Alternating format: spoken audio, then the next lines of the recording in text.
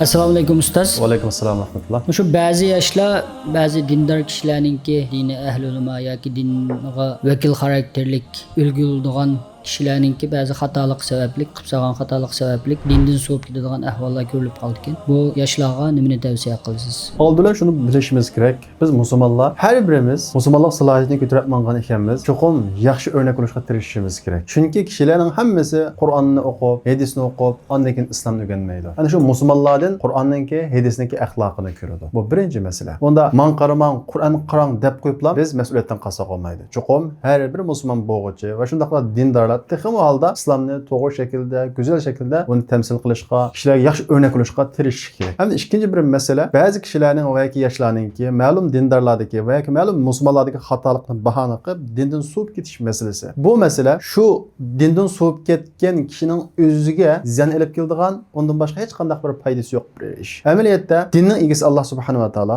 dinning o'lchami Qur'on va hadis. Bir odam ma'lum shaxsni deb iymon etmaydi. Payg'ambarimiz Muhammad alayhisolamdan boshqa. Ma'lum bir dindor deb islomga kirmaydi. Unda bo'lgan ekan, ma'lum bir dindarning xatoligi sababli dindan suvishi uning bir mantiqsiz ekanligini ko'rsatdi. Shundaqla ma'lum bir boyniki xatoligi va yoki askiligi va yoki rezilligi sababli pul degan bo'lmaydigan narsaga deb puldan suvib ketganlar, puldan nafrat qilganlar bormi? Yo'q. Ma'lum bir oshpazning xatoligi sababli tomoqdan va yoki oshpazlik kasbidan suvib ketganlar bormi? Yo'q. Ma'lum bir o'qituvchininki axloqsizligi va yoki xatoligi sababli bu ilm fan degan undaq narsa ekan, bundaq narsa ekan deb ilm faniga hurmatsizlik qilsa va yoki haqorat qilsa va yoki suvib ketsa, bu to'g'ri bo'lamdi? To'g'ri bo'lmaydi. Hamda dinning kelgan vaqtimizda ma'lum bir dindarning xatoligi sababli dindan suvib ketishi o'xshash. Din boshqa bir narsa, amal qiluvchi uningga boshqa bir narsa. Agar siz samimiy bo'laman bo'lsangiz, ma'lum bir dindorlik xatoligini ko'rsangiz va yoki ma'lum bir musulmonningki islomni yaxshi o'rnak qilmaganligini ko'rsangiz, dindan suvib ketmaysiz.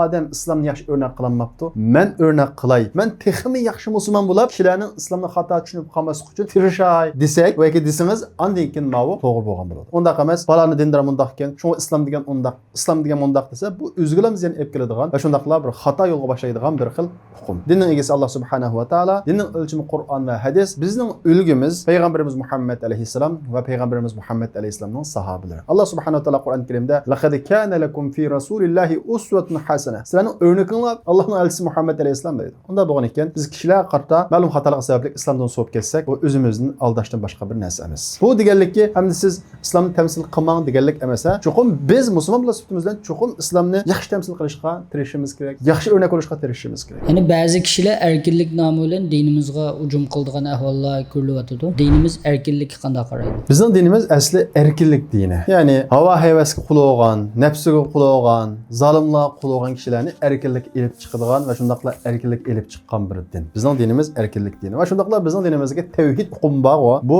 insonning ruhini rasmiy erkin qiladigan bir hukm. Ya'ni tavhid deganlik qalbingni seni chirmib olgan, seni qul qilib olgan har qanday narsalarni qalbingdan chiqarib tashlash va qalbingni pokizlash, Alloh bilan bog'lash deganlik bu tavhid. Ya'ni ruhiyatningki to'liq erkinlikka chiqishini ko'rsatadi tavhid. Shuning uchun tavhidi kuchli odam boshqalarga xo'sh demaydi. O'ziga ishonadi. Chunki uning qalbi boshqalarning mansibiga, boshqalarning o'rniga, boshqalarning puliga va boshqalarning jamiyatdagi hurmatiga bog'langan emas. Uning qalbi Alloh bilan bog'langan. Ya'ni uning ruhi erkin. Unda bo'lgan ekan, unda odam shirik munosabatini nihoyat erkin, o'ziga ishonch bilan muomala olib bora oladi. Xulosa qilib vaqtimizda bizning dinimiz insonni inson qul qilishdan, insonni nafsiga qul qilishdan, insonni havoyi havasiga xohishi qul qilishdan haqiqiy Alloh subhanahu va taologa qul qilishga, ya'ni banda qilishga olib chiqadigan bir din. Shunda bir savol kelishi mumkin. Nima uchun biz Alloh qulimiz deydigan? Allohga qul bo'lish insonni hur qiladi, insonni erkin qiladi. Chunki birinchidan biz Allohninki, ko'zimiz Allohninki, qo'limiz Allohninki, yuragimiz Allohninki. Buni qanday bilalaymiz? Ko'zimiz qanday ko'radi? Bir minutda ko'zimiz qancha qatim echib yepiladi? Kirpikimiz nima uchun bu yerga qo'yildi? Yuragimiz hozir so'qyotidi, kim so'qtiryotidi? Putimiz joyida, qinimiz aylanayotidi, badanimizda shu tapda hujaylar ulab tirilyotidi. Kim qilyotidi bu ishlarni? Bizning xabarimiz yo'q. Allah qilyotidi. Unda bo'lgan ekan, bizning badanimiz, ruhimiz, aqlimiz Allohning. Shunga biz Allohning mulki. Inna lillahi deganimiz biz Allohning degan gap. Va inna ilayhi rajiun. Shundaqla biz Allohga qaytamiz. Ya'ni bizning dunyoga kelishimizmi ixtiyorligimiz bilan bo'lmadi, ketishimizmi ixtiyorligimiz bilan bo'lmaydi. Kimning ixtiyorligi bilan bo'ladi? Allohning ixtiyorligi bilan bo'ladi. Ma nuqtadan biz Allohning quli. Biz Alloh qul bo'lgan vaqtimizda haqiqiy ruhiy ustunlikka erisha olamiz va shundaqla haqiqiy erkinlikka erisha olamiz. Hamda ba'zi kishilar erkinlik nomi bilan dinimizga hujum qiladi va shundaqla men degan erkin deb har xil gaplar gaplarni qiladi. Buni erkinlik nomi bilan bazaga soladi. Aziz qarindoshlarim, erkinlik ikki xil bo'ladi. Birinchisi mutlaq erkinlik, ikkinchisi ma'lum qoida tuzumlar bilan qo'rishalgan, uning chegarasi chizilgan erkinlik. Mutlaq erkinlik hayvonlarga xos. Masalan, hayvon xohlagan yerni yeydi, xohlagan yerni ichadi, xohlagan yerda o'ltiradi, xohlagan yerda qopadi, xohlagan yerga tahorat qiladi. Erkin o hayvan. Bu erkinlik hayvan xas. Ama insan çeklik va ma'lum qoida tuzumlar bilan qo'rishalgan erkinlik ichida yashaydi. Dunyoning har qaysi bir yashsin, qaysi dinga e'tiqod qilsin, har qanday bir inson ma'lum bir chekchilar bilan qo'rishalgan erkinlik ichida yashaydi. Mutlaq erkinlik ichida inson yashamaydi. Agar inson mutlaq erkinlik ichida yashamaydi desa, uningki hayvondan farq qilmaydi. Hamda bir musulmonga nisbatan erkinlik qanday bo'ldi desang, musulmonga nisbatan erkinlik Alloh taolo sizgan siziqqichi bo'ladi. Boshqalarga ziyon solmasangiz va shuni o'zingizga ziyon solmasangiz. Bu yerda bir inchik farq bor. Boshqa ko'z qarashda, boshqa ideologiyada başkalarga ziyan salmasanız degan bo'lsa, bizning dinimiz başkalarga ziyan salmaysiz, o'zingizga ziyan salmaysiz. Men erken deb haroq qilsangiz, men erken deb tamak ichib o'zingizning badaningizga ziyan salsangiz, bu xato qilgan bo'lasiz. Bu yerda erkinligingiz yo'q degan gap. Ya'ni bir musulmonga nisbatan erkinlik Alloh taolo sizgan siziqqichi bo'ladi, mushuning ichida bo'ladi. Endi ma'lum kishilar erkinlikni bahona qilib islomga hujum qiladi va har xil gaplarni qiladi. Aziz qarindoshlarim, dunyoda mutlaq erkinlik yo'q. Erkinlikni da'vo qilayotganlarmi o'zining ma'lum ideyasini ishga oshirish uchun bu erkinlikni qalqon qilib turib, ondan keyin qiladi. Sizga hujum qilmoqchi bo'lsa,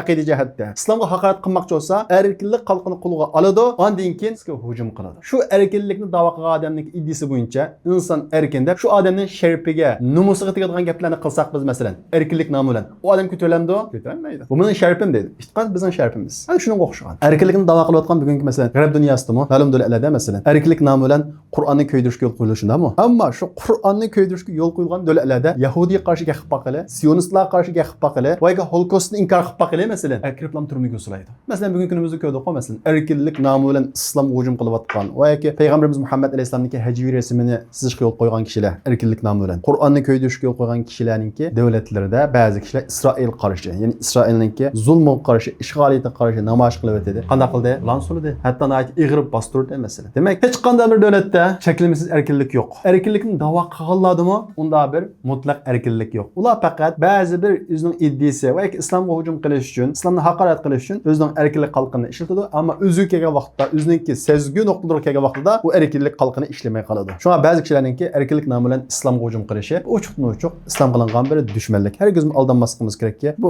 erkinlik tashviqotchisi ekan, shu o'zining ideyasidan bunda qilibdi emas. U bir islom dushmani. Faqat o'zining islom dushmanligini erkinlik perdasi bilan yapqan. Bolalarimizni yaxshi tarbiyalash, yaxshi o'qitish uchun bir shahardan bir shaharga yoki bir davlatdan bir davlatga ko'chish bu hijrat hisoblanadi islom dinimizda. Oldin hijrat degan nima? Biz ilgari darsimizda so'zlab o'tdik-ku.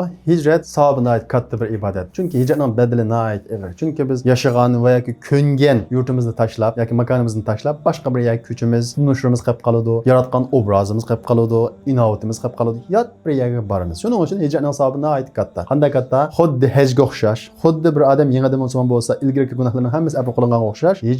Hijratning ilgari gunohlarning hammasiga afv bo'lishiga sabab bo'ladi. Buni tushunishimiz kerak. Ondan keyin bir odamningki bolalarni yaxshi tarbiyalash uchun bo'lsin, va yoki men diniy muhitda yashayda bo'lsin, bir shahardan bir shahar ko'chishi, va yoki bir davlatdan bir davlat ko'chishi, agar niyatida men bolalarimni yaxshi tarbiyalayman, ya'ni islomiy shaklda musulmon xalqimga foydali tarbiyalayman deydigan niyat bilan bo'lib qolsa, bu hijratningki bir xil turi. Chunki bizning dinimiz avlodlarni yaxshi tarbiyalashga, yaramliq tarbiyalashga buyuradi. Bu chuqur davlat atlash shart emas. Masalan, Istanbuldan Konyaga borsa, muhit yaxshiroq ekan deb, va yoki yaxshiroq o'qitish maqsadida u bir hijratning turi hisoblanadi. Masalan, ba'zi qarindoshlarimiz so'radi, biz Amerikada yashayotgan qarindoshlarimiz, o'zi yashayotgan shtatlarda masalan LGBT tashviqotni qildik. Biz boshqa shtatlarga ko'chib ketayildik deb. Bu bak yaxshi bir ish, bu buyuk bir ibodat bu. Bu bir hijrat, cheksiz bir hijrat bu. Masalan, boshqa Dallas degan shtatlarga borsa, islomiy muhiti bor ekan masalan. Buni uchun nurg'un badallaydi qarindoshlarimiz. Bu bir hijrat, bu Alloh subhanahu va taolo Qur'oni Karimdagi nurg'ulgan savoblarga erishtiradigan ishlarning birisi. Ammo yana bir narsaga diqqat qilish kerak. Mayli Amerika qarindoshlarimiz bo'lsin, mayli Turkiya qarindoshlarimiz bo'lsin, dinini saqlash uchun, bolalarni yaxshi o'qitish uchun ne ko'rsin. Endi men bir xotirjamga ko'chdim. Islomiy muhit bir yerga ko'chdim deb aslo va aslo xotirjam bo'lmasligi, o'zini qo'yatmaslik kerak. Chunki hozir ilgirki davrga o'xshamaydi. Qanday desam, ilgirki davrlarda bir islomiy muhitga borgan degan xotirjam bo'lsa bo'ladi. Chunki to'ri yo'q, internet yo'q, u bolalarni ozdiradigan narsa yo'q. Shundaqmi? Ammo bugungi kunimiz dunyo bir oilaga o'xshash yer sharlashdi. Siz bolalaringizni shu Kabening qashqa olib qo'ysangizmi, agar ahamiyat bermasangiz, tirikchilik ko'rsatmasangiz, bolaning e'tiqodi uchun unga siz diqqat qilmasangiz, telefon vositasi, ushur vositalar orqali bolalaringiz buzilib ketishi mumkin. Yoki yaxshi tarbiyalanmasligi mumkin. Shuning uchun hijratning davomli, to'xtamay tirikchilik ko'rsatish. Bunga ahamiyat berishimiz kerak. Tirikchilik, ya'ni bolalarimiz qarta, o'qishga qarta, uning diniy tarbiyasi qarta bugungi kunimizda hijratning eng chong omil. Masalan, Yevropada turib tirikchilik ko'rsatib bolalarni yaxshi tarbiyalaganlar bor. Az qism bo'lsin. Ammo muhit yaxshi turib, sal qarg'anlik uchun bolalar axloqsiz bo'lib qolganlar va yoki diniy jihat chekinib ketganlar xeli bor. Bu az qism bo'lsin. Shunga hijratninki foydasi bor. Albatta buning savobi katta. Bu hijrat bo'ladi. Bolalarni tarbiyalashni bir yer ko'rsa, ammo bel qo'ymaslik kerak, sal qarmaslik kerak. Yana shu jiddiy holatda bolalarning tarbiyasiga ahamiyat berish kerak. Yana bir savol bu shu umrga borgan qarindoshlarimiz umrsini qilib bo'lgandan keyin ihromdan chiqib, kiyimini kishib, ani yana Ka'bani tavob qilmoqchi bo'lib Ka'baga keldi ekan. Kelgan vaqtda yuqori qavatlarni yoki ust qavatlarni tavob qilsa bu yerga sal uzoq vaqt ketadigan ham nerkan. Bu sababdan ihromini og'ach berib, ihromni kishib Ka'baning kurab turib tavob qilay deb, shu Ka'baning ichiga shu iç tarafga zimin qatqa kishib aşağı tavob qildi g'ashlab ekan. Bu to'g'rimi bu shunday qilsa? Yani birisi ömrüge bordi, ömrünü qilib bo'ldi. İhramdan chiqdi, shunday bu. Normal kiyimi bilan Ka'baning to'yidagi tavob qilgan maydonga kirgili qo'ymaydi. Nima uchun qo'ymaydi? Chunki umr qilgili kelganlar ma Ka'baning qishda tavob qilsin, umr qilib bo'lganlar ustun qavatlarda sizlar yiroqroq bo'lsa-mu, ustun qavatlarda qilsin deb birinchi qavatni, ya'ni yo'li azroq, jafosi bo'shroq, ya'ni umr qiluvchilar bilan maxsus ajrtig'liq. Bunda vaqtda ba'zi qarindoshlarimiz savolda deyilgandek, ihromni kiriblam, xuddi umr qilgan qiyofatda birinchi qavatga kirib oladi. Esimizda bo'lishi kerak, odam so'zi orqali yolg'on aytadi. O'shundaqla hal til bilan inson yolg'on aytib qoladi. Masalan, bu yerda nima uchun ihrom bilan kiradi? Umr qiluvchi degan holatni bildirish uchun. Bu yerda eg'iz yolg'on aytmagan bo'lsa-mu, ihrom kiyish orqali, ha, men umr qilib kelgan kishiman, men umrning tavobini qilyapman degan tuyg'uni shu yerda kishilarga berib, bu to'smadan o'tib ketadi. Bunda holatda bu to'g'ri emas, chunki bu hal til bilan bir yolg'on aytish bo'ladi. Ham ikkinchi qavat tavob qilsa uzunroq bo'lsa, jafot atgan bo'lsa, uning savobi albatta ko'p bo'ladi. Maqsad savob olish qo'y, unda bo'lgan ekan, savob olish uchun xato qadam, yolg'on qadam ilinmaydi. Ikkinchi qavatda bo'lsa, hagan bo'lsak, buning savobi ham ko'p bo'ladi. Uzunroq mangan bo'lsak, savobi ham ko'p bo'ladi. Maqsad savob olish bo'lib qolsa, bu qo'llanadigan usul emas. Ammo maqsad sonni ko'paytirish bo'lib qolsa, men manchuz tavob qildim deydigan, bu boshqa, ammo savob ko'zlash bo'lib qolsa, mahal shaklda umr qilib bo'lgandan keyin o'zini ihrom bog'lab, umr qilgan qaypatni ko'zitib, birinchi qavatga kirish bu to'g'ri emas. Umrni qiplab, ihromdan chiqib, chachlarini qiyqib bo'lgandan keyin, u maydondan chiqatmay turib, aşağıda do'qonasi elib o'tib, aşağıda tavob qilsan qanday bo'ladi? Buniga men shu vaqtda shu yerdagi bir ahlimdan so'ragam, buni bo'ladi degan. Chunki bir umr qilib ihrom bog'lab kirdi-ku, u ihromdan chiqatmaydi dedi. Bunda bo'lgan ekan, buningda bir qoyiti kirib, unda bir yolg'onchilik yo'q. Bu shu berilgan fursatdan foydalanganlik bo'ladi. Buningda masala yo'q. İş xoş yoqmaydiganlarga, burunluq kiziliga mubtalo bo'lganlarga nimalarni tavsiya qilasiz? Bular qarata men tavsiyalarim birinchi bo'lib namozga ahamiyat berish. Namoz insonni jonliqlashtiradi. Agar shu bilan o'qilsa, o'lcham bilan o'qilsa. Ikkinchi bo'lib namozning sunnatiga ahamiyat berish. Bugungi kunimizda namozning sunnatini o'qimaydigan ahvol ig'ir.